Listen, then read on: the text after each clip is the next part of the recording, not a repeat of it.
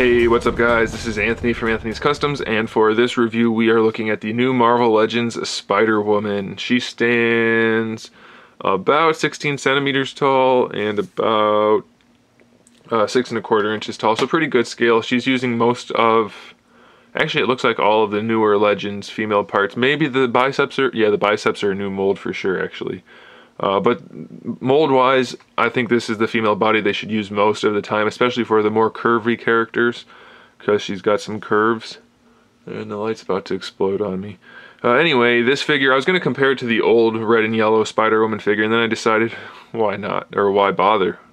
Not why not. Why bother? That figure was a piece of garbage. And this one's much better. In fact, if it wasn't for paint issues, I would have really no complaints about this figure at all.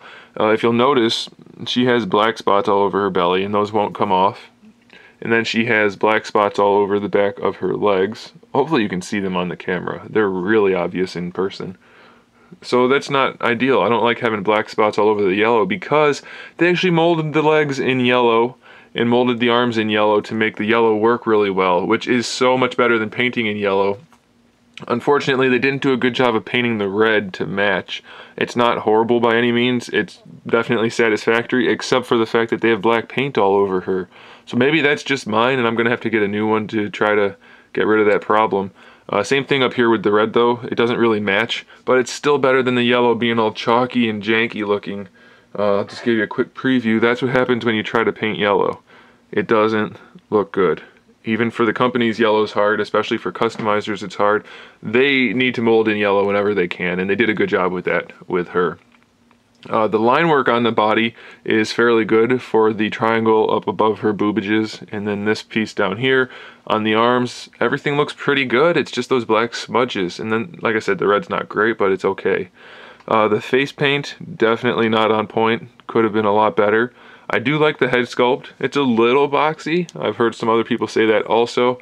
I don't mind it. I think it looks pretty good. I like the hair sculpt. It's a little stiff. I wish they would go to using something softer. I can't even physically force it to move at all, so it's going to really limit her posability a whole lot. Especially since she's supposed to be in really dynamic poses. That could be a problem. But it's not that big of a deal because it does look good for the most part. So as far as articulation goes, you already saw for the head, we can't really do much, but I'll show you the actual joint, hopefully. Just a standard ball peg for the head. For the shoulders, standard ball hinge. Really good range of motion, no issues really at all. We get our bicep swivel right here. The way they sculpted the cup of the shoulder onto there is a little odd. I'm not sure why they did that, if not to just have extra plastic to reinforce the joint. It's not a big deal though. It doesn't really matter.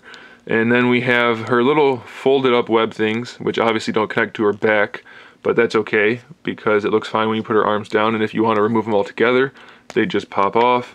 They just have a little tab that goes in there, and if you want to raise her arm, then you can do that by popping in these alternate pieces. By the way, they're sculpted really well, and they look good. They're nice and translucent. And then you can just pop these in, and you can put her arms up into that iconic pose. And they fit the body actually pretty well once you get her posed the way you want. Looks really good. Really happy about that. Definitely what they should have done with Black Bolt and his stupid arm fins. This looks perfect. No complaints at all. I really like that design. Really happy with that. Of course, we have the same thing for either side. Then we have the standard elbow hinge that we've seen before. So we get 90 degrees plus a swivel. And then we have a wrist swivel and a hinge. I think these are the same hands as Scarlet Witch and a couple other people, but they work well enough for Spider-Woman. I don't mind, so it's okay. Diaphragm joint, I really like the diaphragm joint on this figure.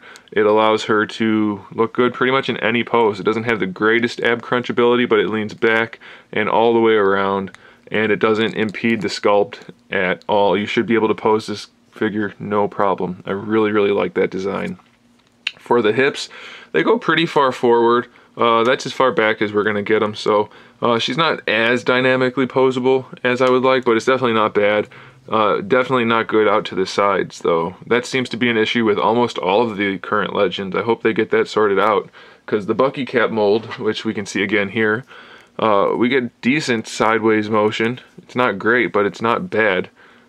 he's got better posability than Spider-Woman. So yeah, maybe they'll get around to working on that, but it's definitely still a nice mold.